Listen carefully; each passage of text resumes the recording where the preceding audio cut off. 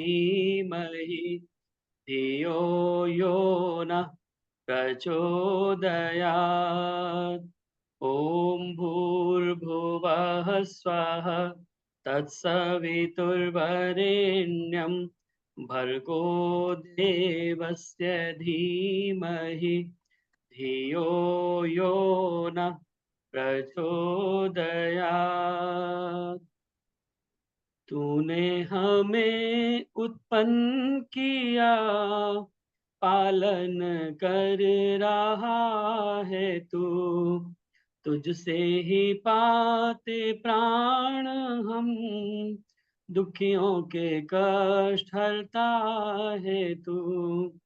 तेरा महान तेज है, छाया हुआ सभी स्थान।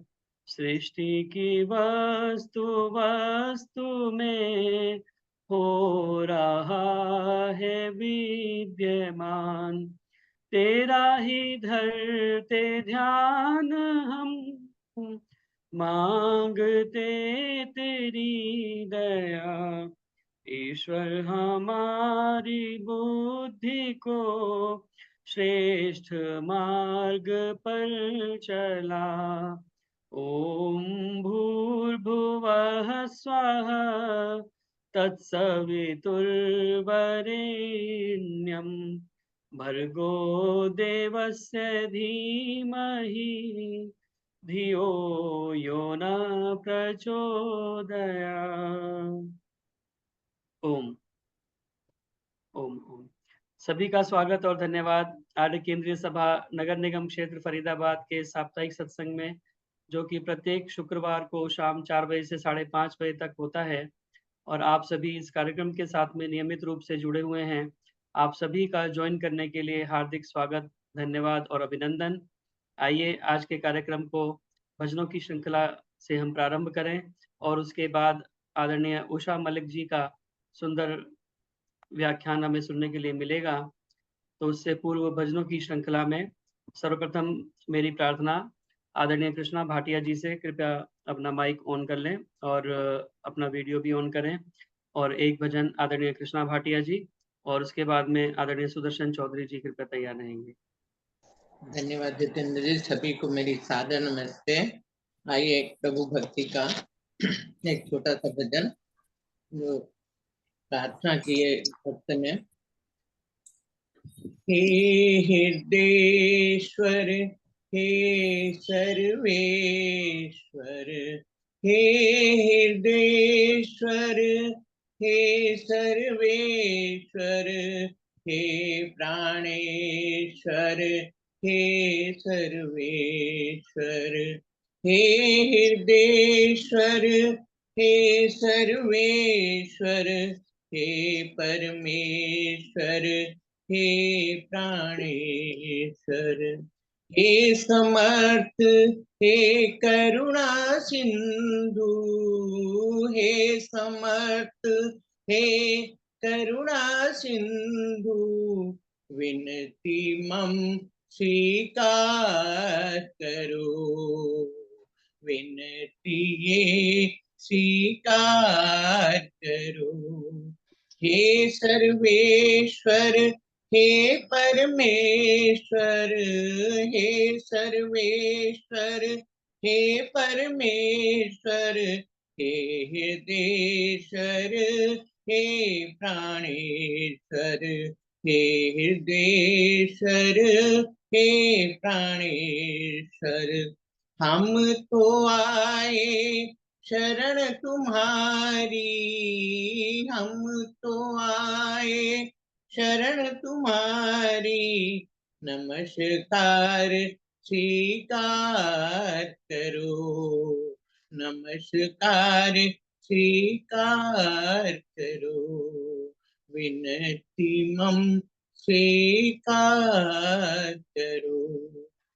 दया करो तो अभी से कर दो, हे नाथ फिर कब दया करोगे, दया करो तो अभी से कर दो, हे नाथ फिर कब दया करोगे, सुनाई होगी न क्या हमारी पुकार, यूं ही सुना करोगे, सुनाई होगी न क्या हमारी पुकार, यूं ही सुना करोगे, दया करो, दया करो, दया तुम्हारी जो अगर ना होती, तो नाथ मेरी गुजर ना होती, दया तुम्हारी जो अगर ना होती, तो नाथ मेरी गुजर ना होती, खताएं मेरी बेशक है लाखों, खताएं मेरी बेशक है लाखों, क्षमा भी है नाथ तुम्ही करोगे, क्षमा भी है नाथ तुम्ही करोगे, दया करो, दया करो, भंवर में मेरी फंसी है नैया, सहारा कब तक तकूं खवैया, भंवर में मेरी फंसी सहारा कब से तकूं खवैया, करो किनारे पे जल्दी आके, करो किनारे पे जल्दी आके, हुई जो देरी तो क्या करोगे, हुई जो देरी तो क्या करोगे, दया करो, हजारों पापी हैं तुमने तारे, अधम निशाचर सभी उबारे, हजारों पापी हैं तुमने तारे, अधम निशाचर सभी उबारे, क्या मैं ही पापी हूँ सबसे भारी, क्या मैं ही पापी हूँ सबसे भारी, जो नाथ तुम ना क्षमा करोगे, क्या मैं ही पापी हूँ सबसे भारी, जो नाथ तुम ना क्षमा करोगे, दया करो तो अभी से कर दो, हे नाथ फिर कब दया करोगे, हे नाथ फिर कब दया करोगे, दया करो। धन्यवाद जितेंद्र जी, समय देने के लिए आपका बहुत बहुत बहुत बहुत धन्यवाद आदरणीय कृष्णा भाटिया जी। बहुत सुंदर प्रार्थना, बहुत सुंदर शब्द और बहुत सुंदर भाव से आपने उसे सुनाया। दया करो तो अभी ना कर दो हे नाथ, फिर कब दया करोगे, अभी से कर दो। अभी से कर दो। हम इसे इस तरह से गाया करते थे क्योंकि मुझे उसी तरह से याद है, तो हम ऐसे ही गाते थे, दया करो तो अभी ना कर दो हे नाथ, फिर कब दया करोगे, सुनवाई होगी न जाने कब तक, पुकार यूं ही सुना करोगे। तो बहुत सुंदर भाव इस भजन के, और वास्तव में बहुत पुरानी हमारे माता जी का सत्संग मंडल जो पलवल में चलता है अभी भी, महिला वैदिक सत्संग मंडल, तो उसमें इस प्रार्थना को नियमित, हर एक सत्संग में इसको नियमित तौर पे बोला जाता था, तो तभी से मुझे ये याद है। बहुत सुंदर प्रार्थना आपने कार्यक्रम के प्रारंभ में सुनाई। बहुत बहुत धन्यवाद। उस परम पिता परमात्मा की दया और कृपा के हम सब पात्र बने और उसकी कृपा हमें प्राप्त हो, ऐसे भाव इस प्रार्थना के अंदर। और वो निश्चित रूप से जहाँ जब आवश्यकता होती है हमारे ऊपर दया करते हैं, और कहने की भी आवश्यकता नहीं पड़ती। इसीलिए जब हम कहते हैं कि बिन मांगे जो कुछ हमारे लिए शुभ तथा हितकर है, वो स्वयं हमारी झोली में डालते चले जाते हैं। उस परम पिता परमात्मा को कई बार हम ये कहते हैं कि हम जो भी मांगते हैं आप हमें पूरा कीजिए, और नहीं मिलता तो हमें दुख होता है। लेकिन हम ये कहें कि प्रभु जो हमारे लिए शुभ हो, हमारे लिए हितकर हो, वो बिना मांगे आप हमें देते जाइए, और वो देते भी हैं।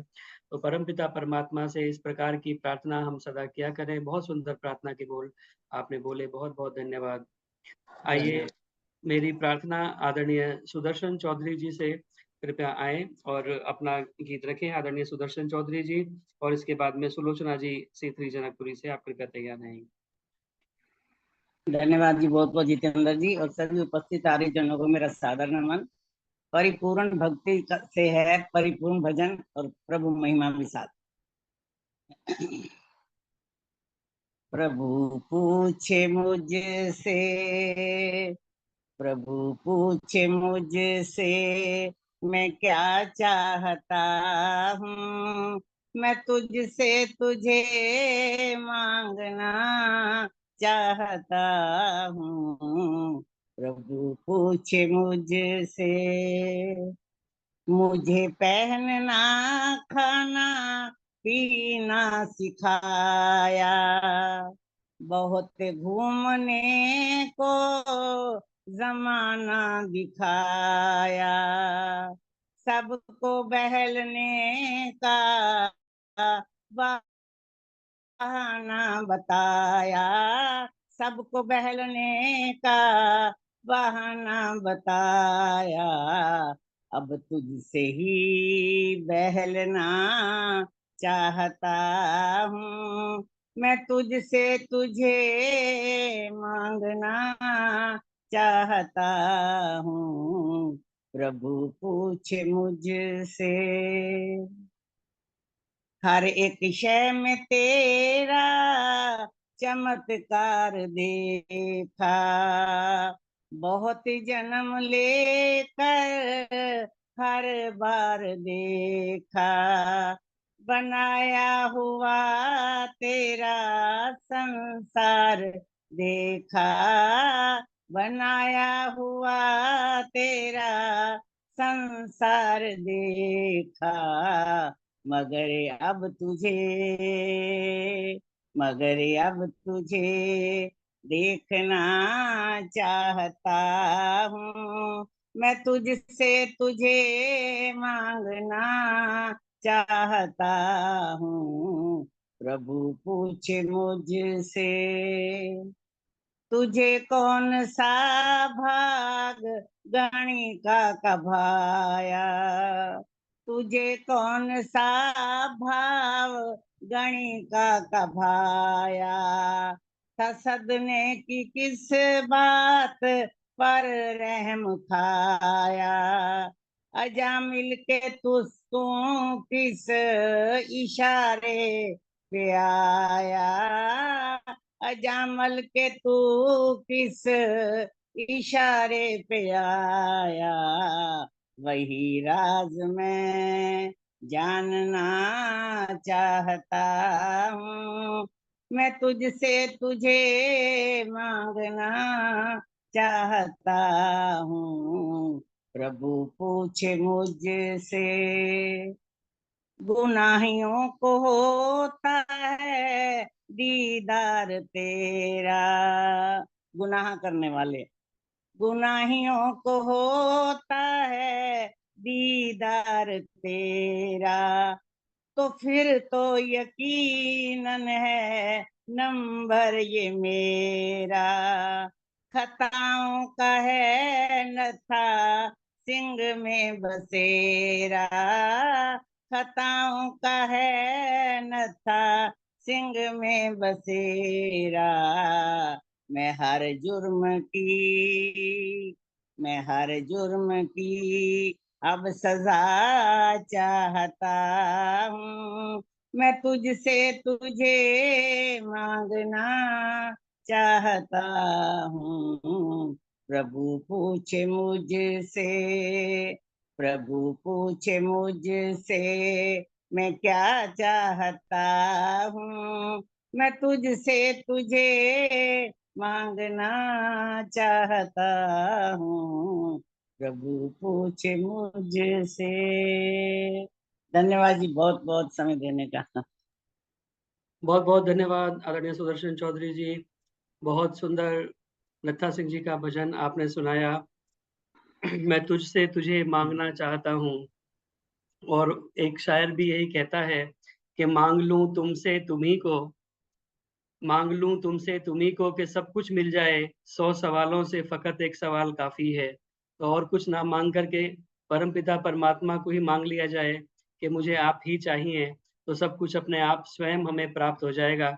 जैसे कि जो है समझदारी अर्जुन ने दिखाई कि एक तरफ उन्होंने कहा कि हमारी 18 अक्षौहिणी सेना है और एक तरफ मैं खुद हूँ और वो भी मैं निहत्था हूँ। तो उन्होंने कहा मुझे आप ही चाहिए, मुझे वो 18 अक्षौहिणी सेना आपकी नहीं चाहिए। तो ऐसा ही भावना भजन के माध्यम से आपने जो है भाव प्रस्तुत किए नत्था सिंह जी के शब्दों में कि परमपिता परमात्मा से हम उन्हीं को माँग लें और हमें सब कुछ स्वयं प्राप्त हो जाएगा। और लेकिन एक बात बीच में नत्था सिंह जी ने इसमें जोड़ी है जो आपने सुनाया कि जब देखा कि गुनाहियों का नंबर आ रहा है, तो मुझे भी लगता है कि मेरा नंबर आ जाएगा क्योंकि मैं भी गुनाहगार हूँ। लेकिन कहा कि जब गुनाहगारों पे देखी रहमत-ए परवरदिगार, जब गुनाहगारों पे देखी रहमत-ए परवरदिगार, तो बेगुनाहों ने पुकारा, हम भी गुनाहगारों में हैं। तो अगर ऐसा एक ये सिद्ध हो जाता है, हमारे मन के अंदर ये भाव आ जाता है कि वो परमपिता परमात्मा बेगुनाहों पे दया कर गुनाहगारों पे दया करते हैं, तो जो बेगुनाह होते हैं, वो भी कहना शुरू कर देंगे कि हम भी गुनहगार हैं जी, हमारा भी नंबर लगाओ, क्योंकि आप गुनहगारों पे ही दया करते हो। तो ऐसा नहीं, परमपिता परमात्मा जो है वो सभी के ऊपर समान रूप से दया करते हैं और जो हमारे कर्म होते हैं उसके अनुसार ही हमें प्राप्त होता है। तो जो अच्छे कर्म करते हैं उन्हें अच्छा फल प्राप्त होता है, जो बुरे कर्म करते हैं उन्हें बुरा कर्म फल प्राप्त होता है। परमपिता परमात्मा की प्रार्थना हम इसलिए करें कि वो हमारा जो निरभिमानता का भाव है वो बना रहे। उस परमपिता परमात्मा की भक्ति से, प्रार्थना से हमारा यही प्रयोजन है कि हमारे मन के अंदर कभी अभिमान ना आए कि मैंने किया है। तो उस परमपिता परमात्मा से यही भाव लेकर के हम हमेशा प्रार्थना किया करें। बहुत सुंदर गीत आपने सुनाया, बहुत-बहुत धन्यवाद। आइए आगे बढ़ते हुए मेरी प्रार्थना आदरणीय सुलोचना जी, C3 जनकपुरी से अपना भजन रखें, इसके बाद में कमला हंस जी कृपया तैयार रहें। ओ ओ आवाज आ रही है जितेंद्र जी? हाँ जी, हाँ जी। हाँ जी, सभी को सादर नमस्ते। एक भजन बोल रहे हैं। ओ सरल है प्रभु का नाम जपना, मगर उसको दिल में बैठाना कठिन है। सरल है प्रभु का नाम जपना, मगर उसको दिल में बैठाना कठिन है। जुबां से तो कहते हैं सब कुछ वही है, पर उसको अपना बनाना कठिन है। जुबां से तो कहते हैं सब कुछ वही है, पर उसको बनाना कठिन है। हमारे हृदय रूपी घर में वही है, चमन में वही है, शहर में वही है। हमारे हृदय रूपी घर में वही है, चमन में वही है, शहर में वही है। वह नैनों की ज्योति में भी रुका है, बिना योग साधन के पाना कठिन है। बिना योग साधन के पाना कठिन है। सरल है प्रभु का नाम जपना, मगर उसको दिल में बैठाना कठिन है।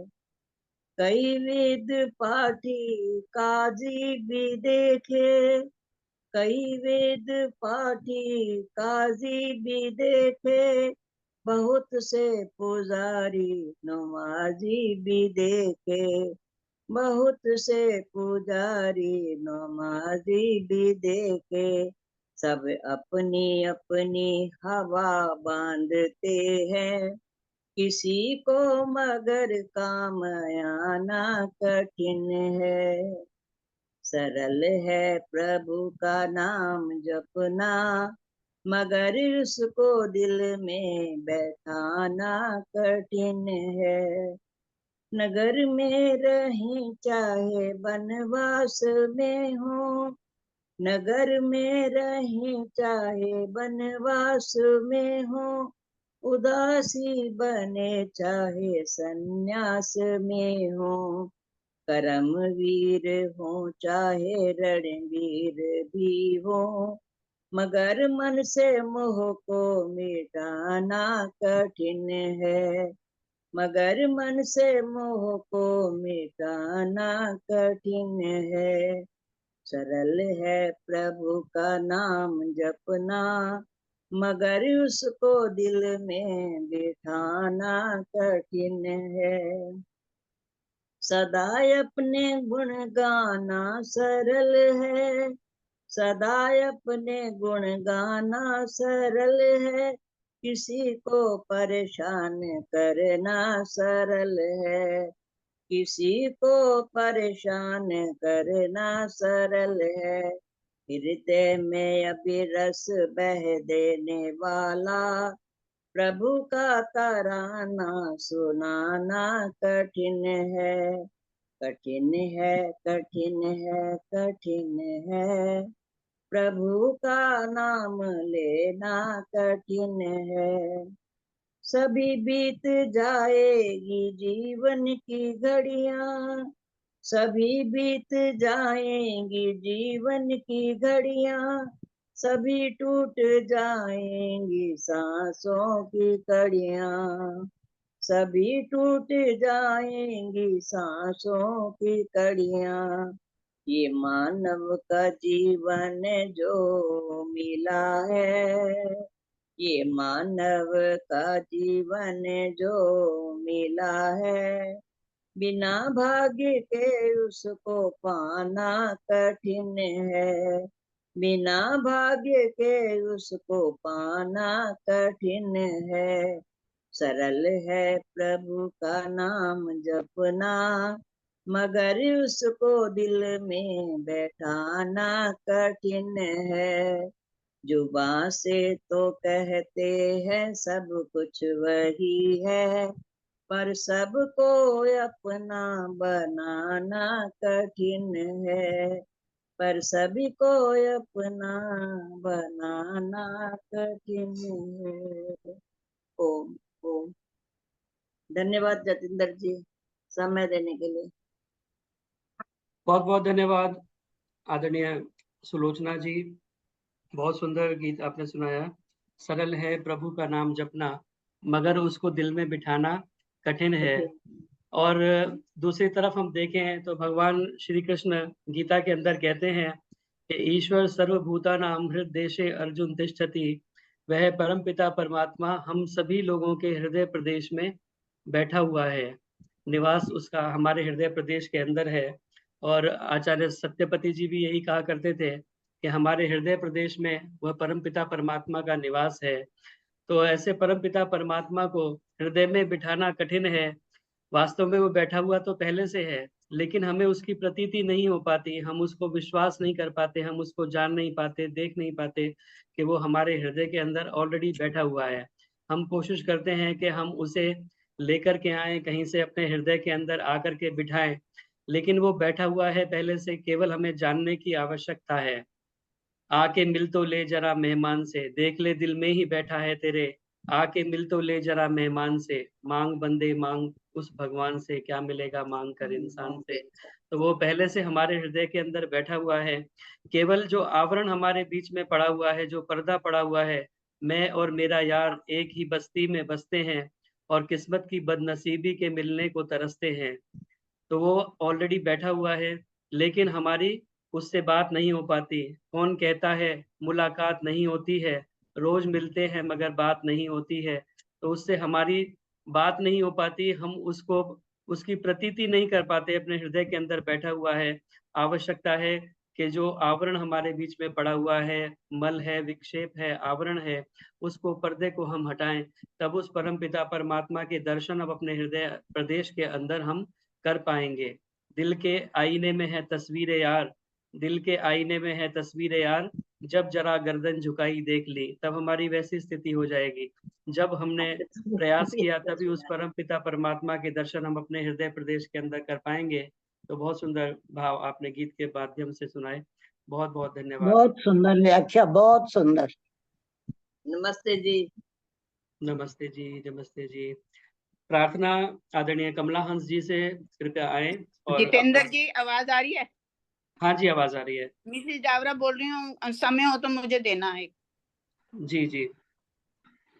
ओह, मेरी प्रार्थना आदरणीय कमला हंस जी से कि वो अपना भजन रखें और इसके बाद में आदरणीय ललिता तनेजा जी कृपया तैयार रहेंगी और सभी का मैं एक बार पुनः स्वागत और धन्यवाद करना चाहता हूँ, जो भी कार्यक्रम के अंदर उपस्थित हैं। आप सभी का जुड़ने के लिए पुनः बहुत-बहुत धन्यवाद। आदरणीय माता राज लूथरा जी, माता नमस्ते रुक्मिणी जी। टुटेजा जी, कुसुम भंडारी जी, शशि कोहली जी थाईलैंड से, गीता विरमानी जी, संतोष धर जी आपके दर्शन हुए, उषा सूद जी, सुनीता अरोड़ा जी अमृतसर से, कौशल्या अरोड़ा जी, डॉक्टर सुषमा तनेजा जी, विजय लक्ष्मी जी, सावित्री दारा जी, कांता चावला जी, लाज कुकरेजा जी, सीमा जी राजस्थान से, पूनम तनेजा जी, ललिता तनेजा जी, निर्मल विरमानी जी पंचकुला से, संतोष तनेजा जी, सुधा मित्तल जी जयपुर से, सुभाष गेरा जी पुणे से, गीता विरमानी जी, उर्मिल मेहंदी दत्ता जी गुड़गांव से इत्यादि बहुत सारे गणमान्य लोग यहाँ पर उपस्थित हैं। आप सभी का पुनः बहुत-बहुत धन्यवाद इस कार्यक्रम के साथ जुड़ने के लिए। आदरणीय कमला हंस जी अपना भजन रखें और इसके बाद ललिता तनेजा जी तैयार रहेंगी। ओम, सबको सादर नमस्ते। ओम भूम भुआ गीत में गाऊं तेरा, ओम भूम भुआ गीत में गाऊं तेरा, सच्चिदानंद प्रभु ध्यान लगाऊं तेरा, सच्चिदानंद प्रभु ध्यान लगाऊं तेरा, ओम भूम भुआ वेद माता के प्रति प्रभु में विश्वास रहे, वेद माता के प्रति प्रभु में श्रद्धा रहे, वासना मोह मिटे प्यार बढ़ाऊं तेरा, वासना मोह मिटे प्यार बढ़ाऊं तेरा, सच्चिदानंद प्रभु ध्यान लगाऊं तेरा, पाप की वृत्ति सदा दूर हटाती तुमसे, पाप की वृत्ति सदा दूर हटाती तुमसे, किस तरह देव बता दर्शन पाऊं तेरा, किस तरह देव बता दर्शन पाऊं तेरा, सच्चिदानंद प्रभु ध्यान लगाऊं तेरा, पाप अज्ञान का ये पर्दा हटा रहे भगवन, पाप अज्ञान का ये पर्दा हटा रहे भगवन, आत्मानंद प्रभु दीप जलाऊं तेरा, सच्चिदानंद प्रभु ध्यान लगाऊं तेरा, भोग की तृष्णा में मेरा मन कभी ना फंसे, भोग की तृष्णा में मेरा मन कभी ना फंसे, ऐसी भक्ति का प्रभु रंग चढ़ाऊं तेरा, ऐसी भक्ति का प्रभु रंग चढ़ाऊं तेरा, सच्चिदानंद प्रभु ध्यान लगाऊं तेरा, मेरा मन मस्त रहे, रोग सताए ना मुझे, मेरा मन मस्त रहे, रोग सताए ना मुझे, ऐसा अधिकार मिले, पुत्र कहाऊं तेरा, ऐसा अधिकार मिले, पुत्र कहाऊं तेरा, सच्चिदानंद प्रभु ध्यान लगाऊं तेरा, वेद का ज्ञान मेरे जीवन का आधार बने, वेद का ज्ञान मेरे जीवन का आधार बने, दिव्य संदेश सदा सबको सुनाऊं तेरा, दिव्य संदेश सदा सबको सुनाऊं तेरा, सच्चिदानंद प्रभु ध्यान लगाऊं तेरा, ओम भू ओम भुआ गीत में गाऊं तेरा, ओम भू ओम भुआ गीत में गाऊं तेरा, सच्चिदानंद प्रभु ध्यान लगाऊं तेरा। धन्यवाद जी, समय देने के लिए ईश्वर का भी धन्यवाद। बहुत बहुत धन्यवाद आदरणीय कमला हंस जी, बहुत सुंदर प्रार्थना आपने बोली। ओम भुवः गीत ये गाऊं तेरा, सच्चिदानंद प्रभु ध्यान लगाऊं तेरा, उस परम पिता परमात्मा का हम ध्यान सदा लगाते रहें और उसी परम पिता परमात्मा के ध्यान में मग्न होकर के उसके आनंद को प्राप्त कर सकें, यही हमारे जीवन का वास्तव में सार्थकता है। और उसको भूल करके लेकिन हम और दुनिया भर के चक्करों में, बहुत सारे भौतिक पदार्थों के चक्करों में पड़े रहते हैं, लेकिन भौतिकवाद के साथ साथ आध्यात्मवाद को भी अपने जीवन में हमें स्थान देना चाहिए और उस परमपिता परमात्मा का ध्यान लगाने का कुछ प्रयास हमें करना चाहिए। तो ऐसी भावना गीत के माध्यम से आपने बहुत सुंदर संदेश दिया। बहुत बहुत धन्यवाद सुंदर गीत सुनाने के लिए। मेरी प्रार्थना आदरणीय ललिता तनेजा जी से कृपया आएं और अपना एक गीत रखें और उसके बाद में आदरणीय संतोष नंदवानी जी कृपया तैयार रहेंगे।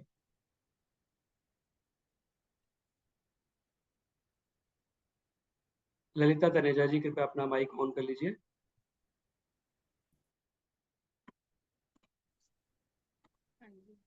जितेंद्र जी व सभी मेरी विदुषी बहनों को नमस्ते। आइए प्रभु भक्ति का गीत गाती हूँ। हे जाने वाने भगवन हमको विज्ञान दे दो, हे ज्ञानवान भगवन हमको विज्ञान दे दो, करुणा के चार छींटे करुणा निधान दे दो, करुणा के चार छींटे करुणा निधान दे दो, हे ज्ञानवान भगवन सुलझा सके हम अपने जीवन की उलझनों को, सुलझा सके हम अपनी जीवन की उलझनों को, जीवन की उलझनों को प्रज्वारितं भरासी बुद्धि का दान दे दो, प्रज्वारितं भरासी बुद्धि का दान दे दो, हे ज्ञानवान भगवन अपनी मदद हमेशा खुद आप कर सके हम, अपनी मदद हमेशा खुद आप कर सके हम, खुद आप कर सके हम। इन बाजुओं में शक्ति है, शक्तिमान दे दो, इन बाजुओं में शक्ति है, शक्तिमान दे दो, हे जानवान भगवन उपकार भावना से निर्भीक सत्यवाणी, उपकार भावना से निर्भीक सत्यवाणी, निर्भीक सत्यवाणी मीठे ही शब्द बोले ऐसी जुबान दे दो, मीठे ही शब्द बोले ऐसी जुबान दे दो, हे ज्ञानवान भगवन दाता तुम्हारे दर पर किस चीज की कमी है, दाता तुम्हारे दर पर किस चीज की कमी है, किस चीज की कमी है।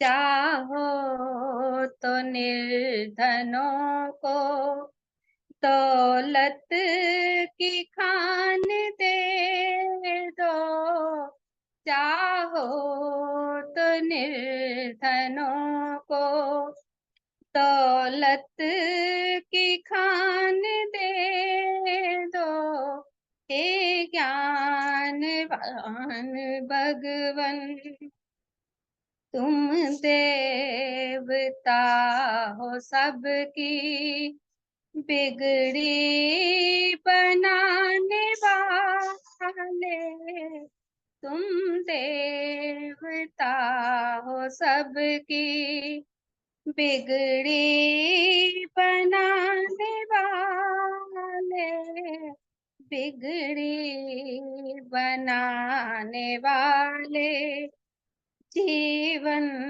सफल बने जो थोड़ा सा ध्यान दे दो, हे ज्ञानवान भगवन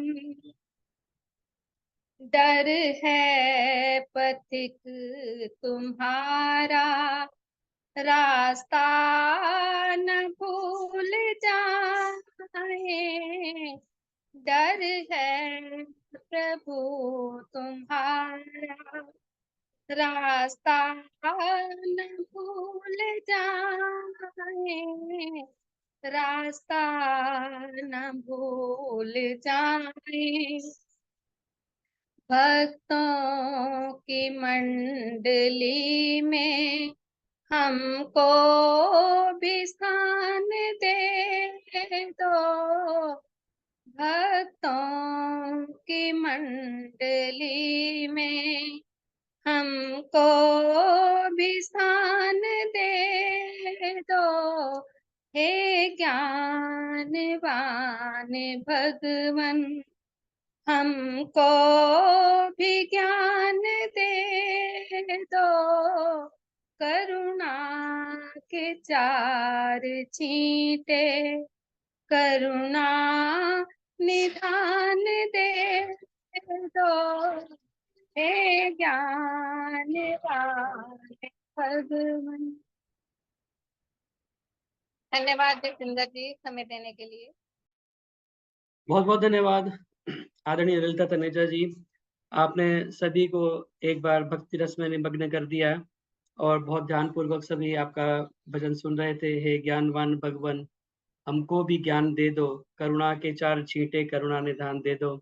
उस परमपिता परमात्मा से सुंदर प्रार्थना, और इसी प्रकार की प्रार्थना हमें हमेशा करनी चाहिए। भौतिक पदार्थों को प्राप्त करने की प्रार्थना से कोई लाभ होने वाला नहीं है, क्योंकि भौतिक पदार्थ नष्ट होने वाले हैं। परमपिता परमात्मा से प्रार्थना करें तो इसी प्रकार की प्रार्थना सदैव किया करें कि हे प्रभु हमको ज्ञान दे दो, हे प्रभु हमको विद्या का दान दो, हे प्रभु हमको मेधा बुद्धि प्रदान करो। याम मेधाम देवगणा पितरश्च उपासते, तया मामद्य मेधया अग्ने मेधाविनम कुरु।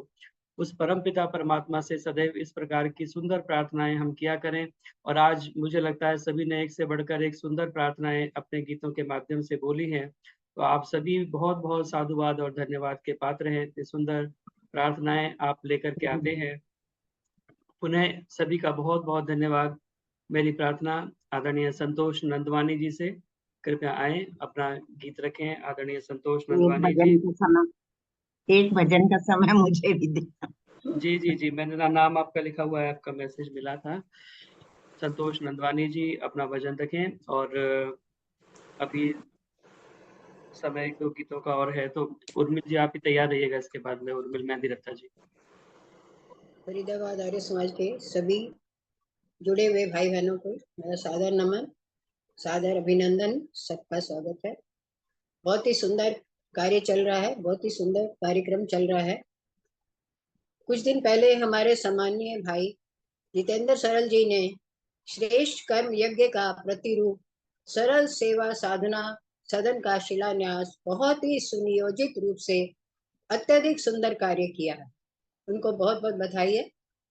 जैसे इसका श्रेष्ठ प्रारंभ हुआ है, ईश्वर से प्रार्थना है कि ऐसा ही इसका सुंदर भव्य रूप निर्मित होकर हम सबके समक्ष आए और ये दीर्घायु हो, स्वस्थ रहें, निरोग रहें और अपने इस कार्य को पूर्ण रूप से पूरा करके हमारे सामने अपने सपने जो है साकार कर सकें। ऐसे हम सबका आशीर्वाद है, ईश्वर से प्रार्थना है। हम सब आर्यजन यह वर्ष महर्षि दयानंद के 200वें जन्मदिन के उपलक्ष्य में एक पर्व के रूप में मना रहे हैं। उन्हीं की राह पर चलकर हम सब आगे बढ़ रहे हैं। आइए मैं भी आज इस पर्व में एक ऋषि गीत आहुति के रूप में दे रही हूँ।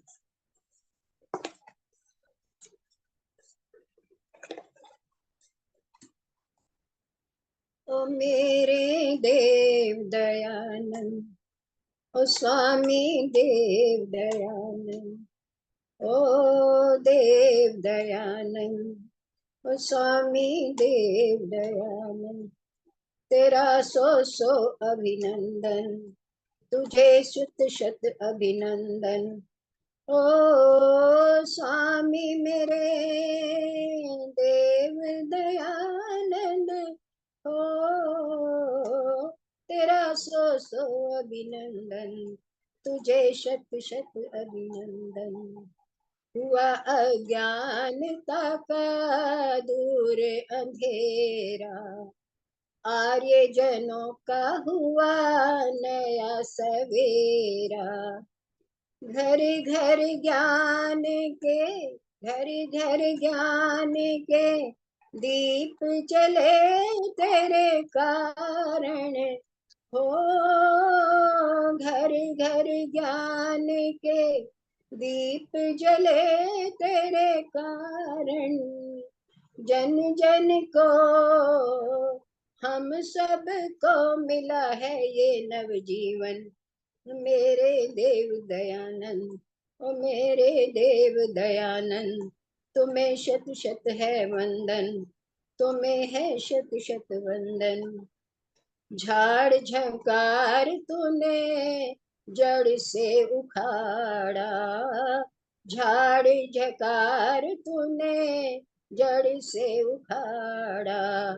छुआछूत को दूर भगाया, बगिया में नए नए, बगिया में नए नए फूल खिले तेरे कारण हो। बगिया में नए फूल खिले तेरे कारण, जन जन को हम सब को मिला है ये नवजीवन। दूर दूर हुआ सब अज्ञान, दूर हुआ सब अज्ञान। तुझे शत शत अभिनंदन, तुझे शत शत अभिनंदन। ओ मेरे देव दयानंद, ओ स्वामी देव दयानंद।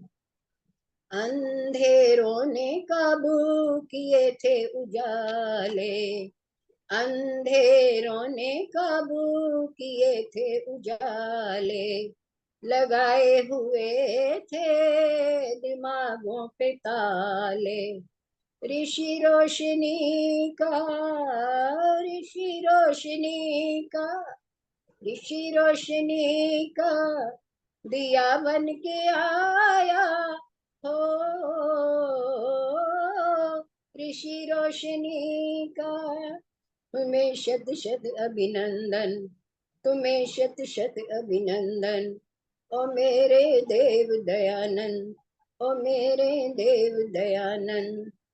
निराशा के बादल हवा बन उड़ाए, निराशा के बादल हवा बन उड़ाए। उम्मीदों के फिर से चमन मुस्कुराए। सुहाने सफर की, सुहाने सफर की सदा बन के आया हो। सुहाने सफर की सदा बन के आया, ऋषि कौम का रहनुमा बन के आया। ओ मेरे देव दयानंद, ओ स्वामी देव दयानंद। तुझे शत शत अभिनंदन, तुझे शत शत अभिनंदन। गुलामी के दिन थे, गुलामी की रातें, गुलामी के दिन थे, गुलामी की रातें। गुलामी के धंधे, गुलामी की बातें। गुलामी पे कहरे, गुलामी पे कहरे खुदा बन के आया हो। गुलामी पे कहरे खुदा बन के आया, ऋषि कौम का रहनुमा बन के आया हो। तुम्हें शत शत अभिनंदन, तुम्हें शत शत अभिनंदन। ओ मेरे देव दयानंद, ओ मेरे देव दयानंद। तेरा सौ अभिनंदन, तुझे शत शत अभिनंदन। बोलो महर्षि देव दयानंद की जय। जय।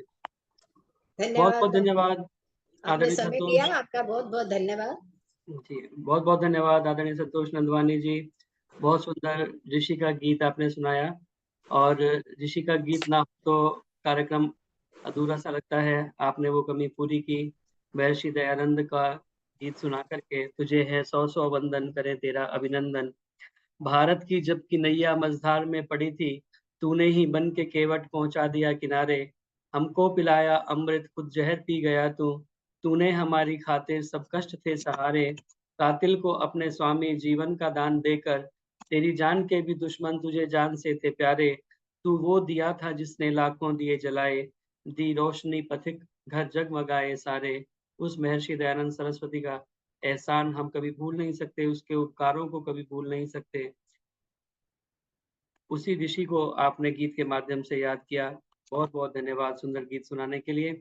मेरी प्रार्थना आदरणीय उर्मिल मेहंदी रत्ता जी से, अपना माइक ऑन करें और एक गीत आदरणीय उर्मिल मेहंदी रत्ता जी गुरुग्राम से। मेरी आवाज आ रही है? हाँ जी, आ रही है। पहले तो आप सभी को सादर नमस्ते।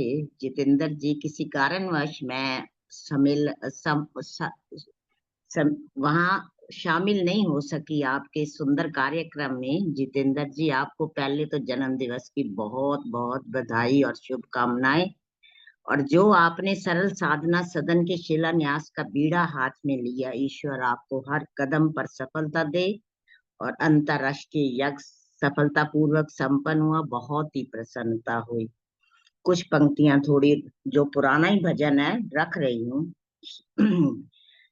होता है सारे विश्व का कल्याण यज्ञ से, जल्दी प्रसन्न होते हैं भगवान यज्ञ से। ऋषियों ने ऊंचा माना है स्थान यज्ञ का, स्थान यज्ञ का। भगवान का ये यज्ञ है, भगवान यज्ञ का, भगवान यज्ञ का। पाता है देवलोक को इंसान यज्ञ से, होता है सारे विश्व का कल्याण यज्ञ से। जो कुछ भी डालो यज्ञ में, खाते हैं अग्निदेव, खाते हैं अग्निदेव। बादल बनाकर पानी बरसाते हैं अग्निदेव, बरसाते हैं अग्निदेव। पैदा अनाज करते हैं भगवान यज्ञ से, होता है सारे विश्व का कल्याण यज्ञ से। होता है कन्यादान भी, हाँ इसके सामने, हाँ इसके सामने। शक्ति व तेज है भरा इसके शुभ नाम में, इसके शुभ नाम में। पूजा है इसको कृष्ण ने, भगवान राम ने। मिलती है शक्ति कीर्ति संतान यज्ञ से, होता है सारे विश्व का कल्याण यज्ञ से। जल्दी प्रसन्न होते हैं भगवान यज्ञ से। इसका पुजारी जो हो, पराजित न हो कभी, पराजित न हो कभी। दुख और भय से डरने की आदत न हो कभी, आदत न हो कभी। होती है सारी मुश्किलें आसान यज्ञ से, जल्दी प्रसन्न होते हैं भगवान यज्ञ से। चाहे अमीर हो कोई चाहे गरीब है, चाहे गरीब है, जो यज्ञ नित्य करता है वह खुश नसीब है, वह खुश नसीब है। उपकारी मनुष्य बनता है महान यज्ञ से, होता है सारे विश्व का कल्याण यज्ञ से। बहुत बहुत धन्यवाद, आपने समय दे दिया। बहुत बहुत धन्यवाद आदरणीय उर्मिल मेहंदी रत्ता जी, बहुत सुंदर गीत आपने यज्ञ का सुनाया। होता है सारे विश्व का कल्याण यज्ञ से, और निश्चित रूप से इस सारी सृष्टि के कल्याण के लिए, कल्याण की भावना के लिए हम हमेशा यज्ञ किया करें। अपने जीवन में यज्ञ को और योग को अपना करके चलें। और जैसा कि आपने जिक्र किया, पीछे 3 मई को हमने बहुत सुंदर अंतर्राष्ट्रीय यज्ञ दिवस के उपलक्ष्य में ऑनलाइन माध्यम से यज्ञ किया, और 100 से अधिक परिवार उस यज्ञ के कार्यक्रम में जुड़े। आज भी परशुराम जयंती है और अक्षय तृतीया भी है, तो आज भी हमारी कॉलोनी में एक सुंदर यज्ञ का आयोजन किया गया। बहुत सारे लोगों ने मिलकर के बहुत श्रद्धा भाव से वहाँ पर यज्ञ किया। बहुत सुंदर आज सुबह का कार्यक्रम भी रहा। तो इसी प्रकार से हम यज्ञ को अपने जीवन में अपना करके चलें और अधिक से अधिक यज्ञ करने का, इसको घर घर पहुंचाने का प्रयास करें। घर घर यज्ञ, हर घर यज्ञ भावना के साथ हम यज्ञ को घर घर में पहुंचाएं। बहुत बहुत धन्यवाद सुंदर गीत सुनाने के लिए आदरणीय उर्मिल मेहंदी रत्ता जी, और शुभकामनाएं देने के लिए। आइए अब भजनों की श्रृंखला का समय समाप्त हो चुका है। आदरणीय उषा मलिक जी हमारे बीच में जुड़ चुकी हैं। बहुत सारे लोग आज जिनका नाम मैंने लिखा हुआ था लेकिन आज समय अभाव के कारण नहीं दे पाए। आदरणीय उषा सूद जी जुड़ी हुई हैं, आदरणीय सुधा मित्तल जी, आदरणीय सीमा राजस्थान से, सुनीता अरोड़ा जी भी एक गीत सुनाना चाहती थी। आप सभी धीरे धीरे प्रयास करेंगे कि आने वाले कार्यक्रमों में हम सभी का क्रम ले पाएं। तो आप सभी से क्षमा प्रार्थी होते हुए आइए एक बार पुनः आप सभी का स्वागत और धन्यवाद इस कार्यक्रम के साथ में जुड़ने के लिए। बहुत सारे गणमान्य लोग यहाँ उपस्थित हैं। आप सभी का नाम अलग अलग न लेकर के आप सभी का बहुत बहुत धन्यवाद इस कार्यक्रम के साथ जुड़ने के लिए। यह सामान्य निर्देश आप सभी को विदित हैं, इसलिए दोहराने की आवश्यकता नहीं। कार्यक्रम फेसबुक पर भी लाइव चलता है, और फेसबुक पर भी जो लोग इस कार्यक्रम के साथ जुड़े हुए हैं उनका भी मैं धन्यवाद करता हूं। फेसबुक पर बाद में भी आप जाकर के इस कार्यक्रम को देख सकते हैं। आर्य केंद्रीय सभा नगर निगम क्षेत्र के फेसबुक पेज पर लाइक करें, कमेंट करें, शेयर करें, ताकि अधिक से अधिक लोगों तक यह कार्यक्रम पहुंच सके। स्वेच्छानुसार दान देने के लिए मेरा मोबाइल नंबर है, इस पर फोन पे, पेटीएम, यूपीआई इत्यादि के माध्यम से आप अपना सात्विक दान भेज सकते हैं।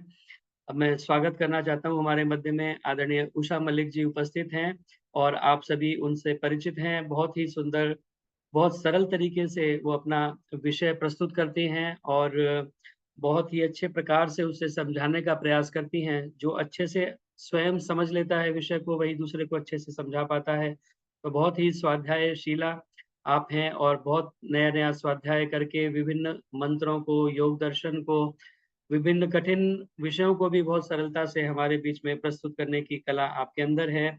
और आज हमारे मध्य उपस्थित हैं। बहुत ही शॉर्ट नोटिस पर मैंने आपसे प्रार्थना की और आपने हमारी प्रार्थना को स्वीकार करके आज के लिए समय दिया। बहुत बहुत धन्यवाद। आज का विषय जो है वो है सरल चित्त और बलिष्ठ शरीर। तो सरल चित्त और बलिष्ठ शरीर, इसी विषय को लेकर के हमारे मध्य में आपके विचारों को हम सुनेंगे। आदरणीय उषा मलिक जी से मेरी प्रार्थना, कृपया हम सभी को अपने विचारों से लाभान्वित करें। आदरणीय उषा मलिक जी। ओम। यो भूतं च भव्यं च सर्वं यश्चाधितिष्ठति स्वर्यस्य च केवलं तस्मै ज्येष्ठाय ब्रह्मणे नमः। ब्रह्मणे नमः।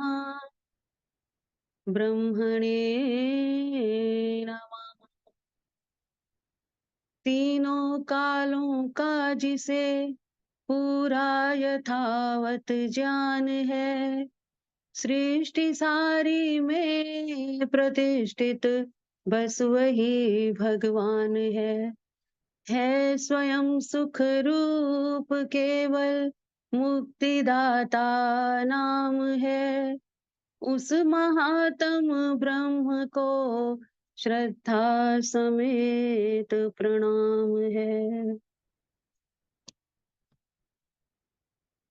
इस मंच के कुशल संचालक जितेंद्र सरल जी, जो कि सरल हृदय हैं, इस समाज के सभी पदाधिकारी, उपस्थित मातृशक्ति, मेरी प्यारी बहनों भाइयों, आप सभी को मेरा सादर नमन। जितेंद्र जी, पहले तो मैं आपको जन्मदिन की बधाई देना चाहूंगी और बहुत बहुत शुभकामनाएं। आप जो उत्तरदायित्व, आपने बहुत कठिन उत्तरदायित्व अपने कंधों पर लिया है, ईश्वर आपको सफल करे और आप यशस्वी बने।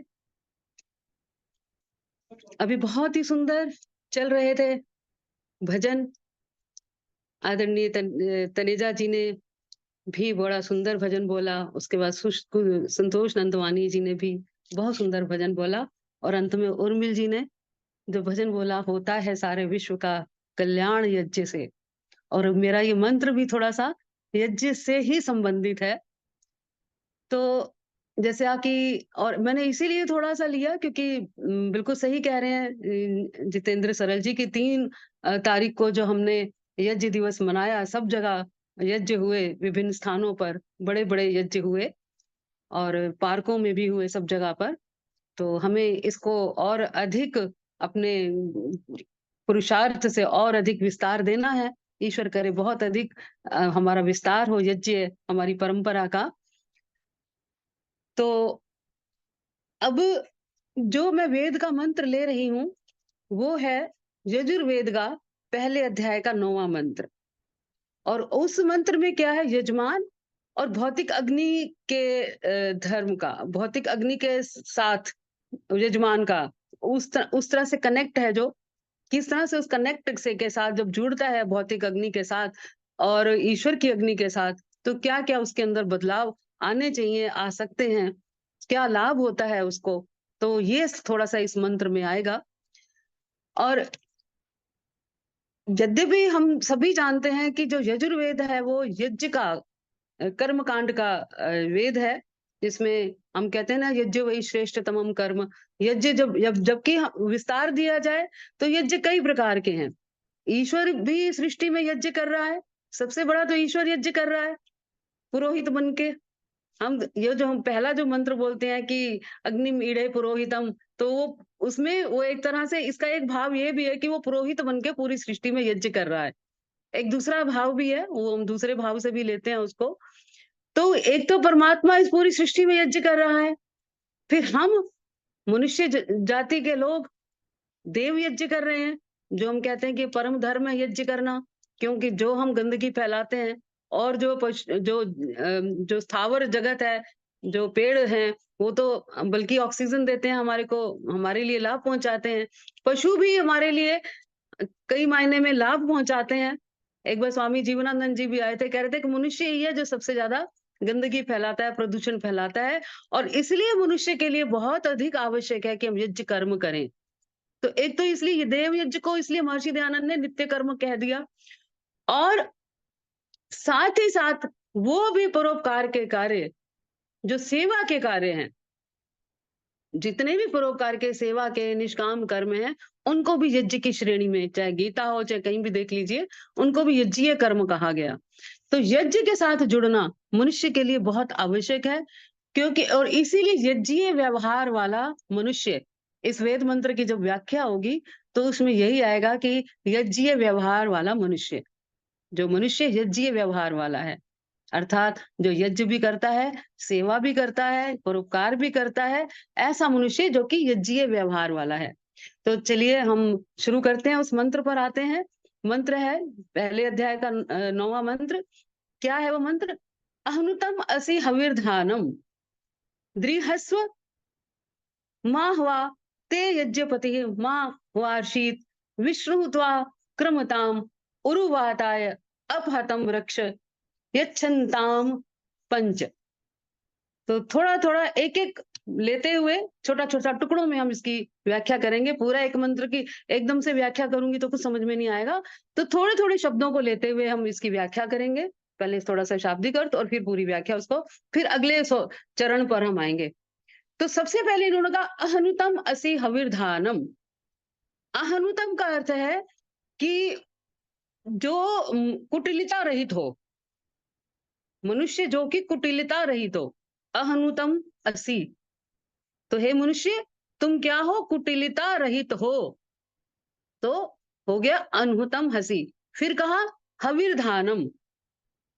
हविर्धानम का मतलब ये तात्पर्य ये है कि उत्तम उत्तम हव्य पदार्थों को अपने शरीर में धारण करने में समर्थ होना। अब देखिए, उत्तम उत्तम हव्य पदार्थ या भोज्य पदार्थ हम खा तो लेते हैं, लेकिन उनको धारण करने में समर्थ होना, ध्यान दीजिए, उनको हम पचा लें और अपने शरीर को बलिष्ठ बनाएं। तो दो चीजें आ गई इसमें। पहले अहनुतम, अपने चित्त को सरल बनाना, कुटिलता रहित बनाना, पहला आ गया। और दूसरा हविर्धानम, अपने शरीर को बलिष्ठ बनाना उत्तम उत्तम हव्य पदार्थों से। कैसे? उन पदार्थों को हम अपने शरीर में धारण करने में समर्थ हो सके। खा लिया लेकिन धारण नहीं कर पाए, निकल गया, उसका कोई फायदा नहीं है। आयुर्वेद कहता है ना कि आप चाहे थोड़ा खाओ लेकिन उसको पचा लो, ताकि वो जीवन हमारे शरीर में पुष्टता आए, तेजस्वी हो हम, नहीं तो पीले ही रहेंगे। तो इसलिए ये कहा कि अहनुतम असि हविर्धानम, कुटिलता रहित होकर उत्तम उत्तम हव्य पदार्थों से तुम अपने शरीर को क्या करो, बलिष्ठ बनाओ, वो पुष्ट बनाओ। और क्या कहा आगे, इसी के साथ इसी कड़ी में दृढ़हस्व, दृढ़हस्व दृढ़ करो।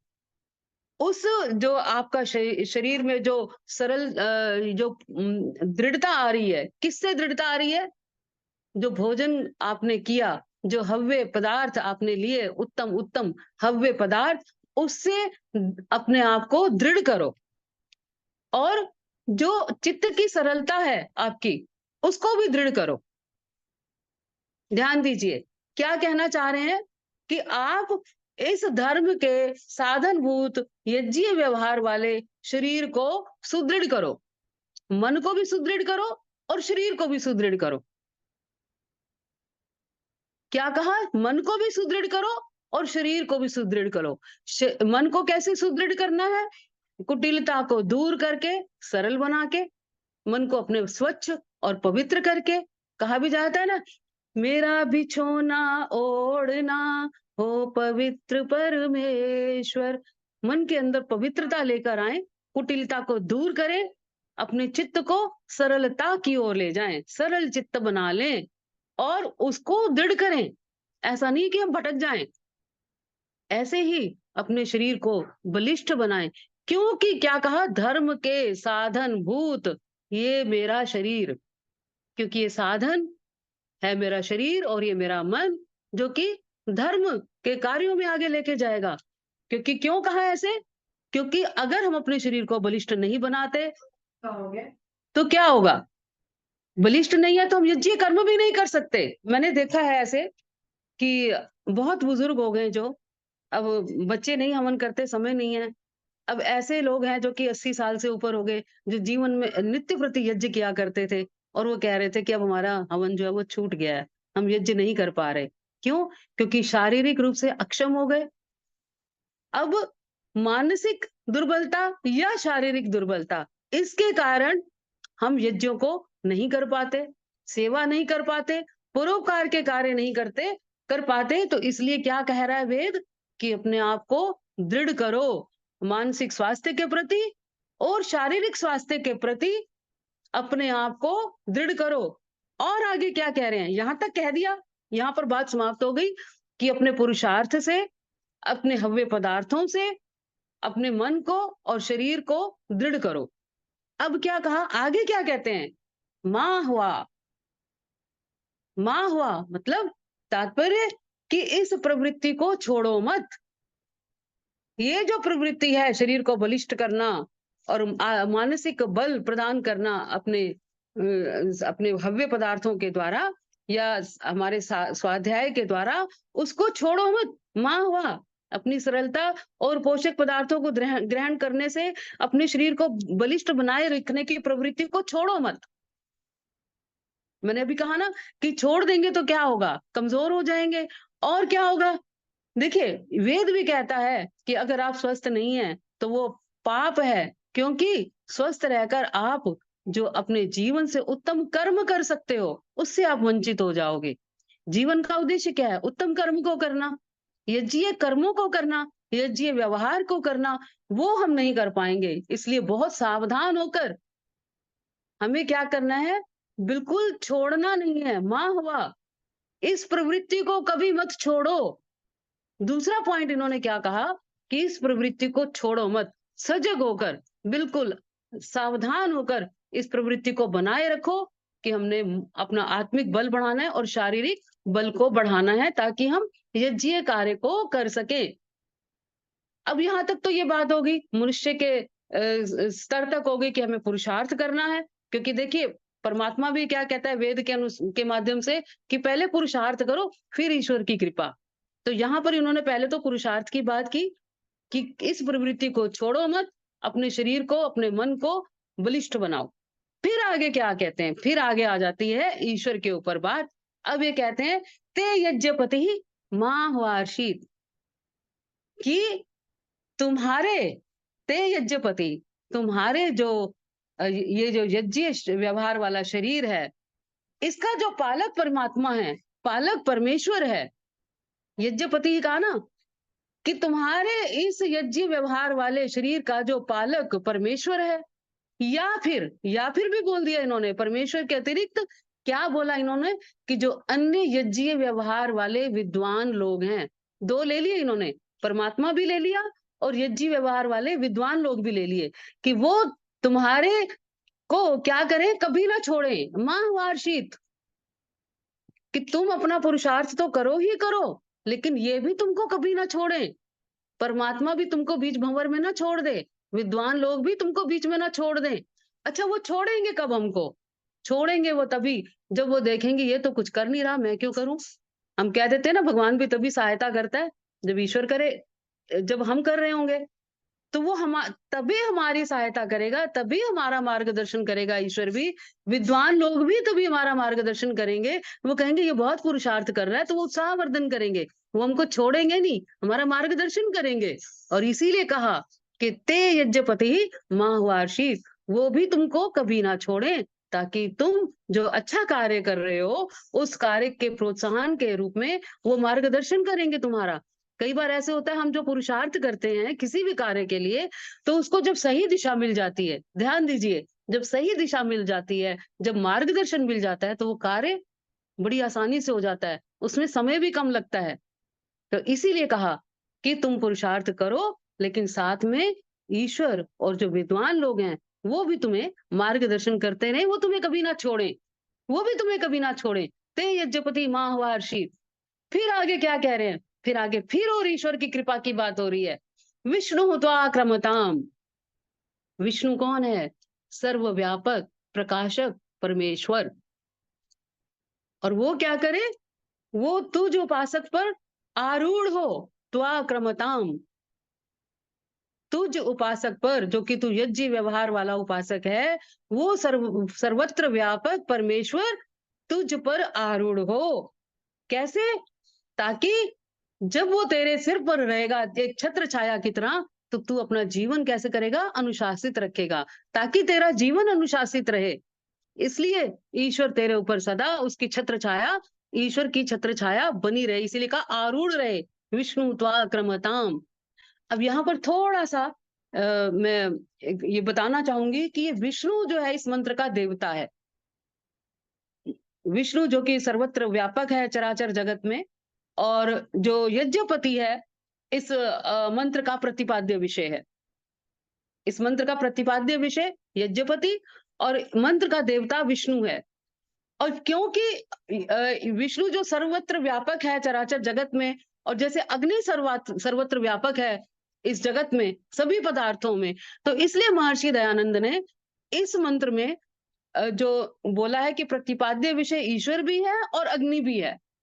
जैसे सूर्य में अग्नि विद्यमान है, तो इसलिए उन्होंने कहा कि सूर्य क्या करता है? प्रकाश देता है, ताप देता है। और वो प्रकाश और ताप क्या करता है? वो अग्नि क्या करती है? जैसे हम बाहर कहीं धूप में रख देते हैं तो उसके जीवाणु कीटाणु सब नष्ट हो जाते हैं, दुर्गंध समाप्त हो जाती है, मल उसके समाप्त हो जाते हैं। तो यहाँ पर उन्होंने ये कहा, महर्षि दयानंद ये कहना चाह रहे हैं कि जैसे अग्नि जो है वो मलों को दूर कर देती है, सभी मलों को दूर कर देती है, ईश्वर भी सभी दुर्गंध को, हमारे विकारों को दूर कर देता है। तो इसीलिए कहा कि सर्वत्र व्यापक परमेश्वर जो है वो यज्ञ व्यवहार से संपन्न तुझ उपासक पर आरूढ़ हो और तुझ पर वो क्या करे? अनुशासन बना के रखे तेरे ऊपर। और जब ईश्वर का मेरे ऊपर आशीर्वाद रहेगा, जब मैं काम अच्छे कर रही हूं और मेरा जीवन अनुशासित होगा, तो क्या होगा? देखिए, ईश्वर की मेरे ऊपर कृपा है, उसके कारण मैं अनुशासित हो रही हूँ। और जब मैं अनुशासित हो गई हूँ तो क्या होगा? उरुवाताय। अगला क्या? उरुवाताय। ईश्वर सब प्रकार से, बहुविधि से, अब मैं उरुवाताय पर आ रही हूँ, बहुविधि से, सब प्रकार से ईश्वर क्या करे? वाताय, वायु की शुद्धि के लिए और सुख की वृद्धि के लिए। ध्यान दीजिए, वो ईश्वर सब प्रकार से वायु की शुद्धि के लिए और सुख की वृद्धि के लिए निरंतर हमको प्रेरित करता रहे। यहाँ पर फिर ईश्वर की प्रेरणा कही। देखिए, बार बार ईश्वर प्रेरित करता रहे, ईश्वर मार्गदर्शन करता रहे। ईश्वर कहते हैं ना कि मेरे ऊपर भी ओम अमृतोपस्तन मसी, ओम अमृता पिधान मसी, कि मेरे ऊपर और मेरे नीचे ईश्वर है, जो कि एक कवच धारण किया हुआ है मैंने, ईश्वर मेरी रक्षा करेगा। तो इस तरह से, इस भाव से कि वो ईश्वर सतत मुझे प्रेरित कर रहा है अच्छे कार्य करने के लिए, अनुशासन में रहने के लिए, यज्ञ व्यवहार के लिए। वो ईश्वर मेरे सुख के लिए, सुख की वृद्धि के लिए वो हमेशा सदा प्रेरित करता रहे। और उससे क्या होगा? अंत में क्या होगा? अपहतम रक्षः।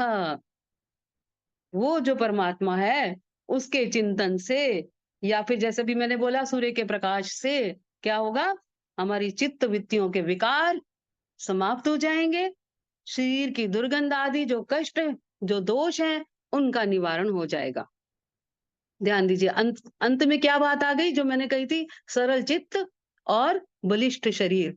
तो जब मेरा पुरुषार्थ होगा, ईश्वर की कृपा होगी, ईश्वर का मार्गदर्शन होगा, ईश्वर आरूढ़ होगा, विष्णु त्वाक्रमताम उरुवाताय। जब ईश्वर की कृपा होगी, जब ईश्वर देखेगा कि मैं पुरुषार्थ कर रही हूँ, तो ईश्वर का साथ रहेगा, विद्वान जनों का संग रहेगा, वो हमारा मार्गदर्शन करते रहेंगे। तो ऐसा क्यों ना होगा कि अपहतम रक्षा, कि हमारी रक्षा होगी उन विकारों से जो मन के विकार हैं, और जो शरीर की अशुद्धियां हैं, दो दोष हैं, दुर्गंध आदि, वो सब हमारे दूर होंगे और हम बलिष्ठ हो जाएंगे। तो चित्त की सरलता प्राप्त होगी और शरीर बलिष्ठ होगा। यज्ञ कर्म करके भी शरीर बलिष्ठ होता है, हम रोगों की हमारे निवृत्ति होती है।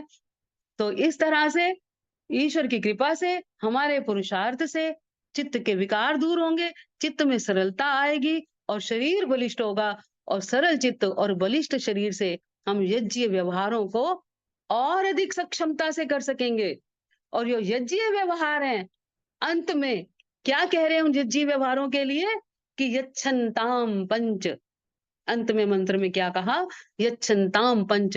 पंच प्रकार के जो क्रियाकलाप हैं, जो व्यवहार हैं, उनको नियम पूर्वक हम धारण करें। अब वो कौन से पंच प्रकार के क्रियाकलाप का जो है, जो व्यवहार में है, न्याय दर्शन में, वैशेषिक दर्शन में 5 प्रकार के क्रियाकलाप हैं, व्यवहार हैं, जिनके बारे में बताया है। एक सबसे पहले उत्प्रेक्षण।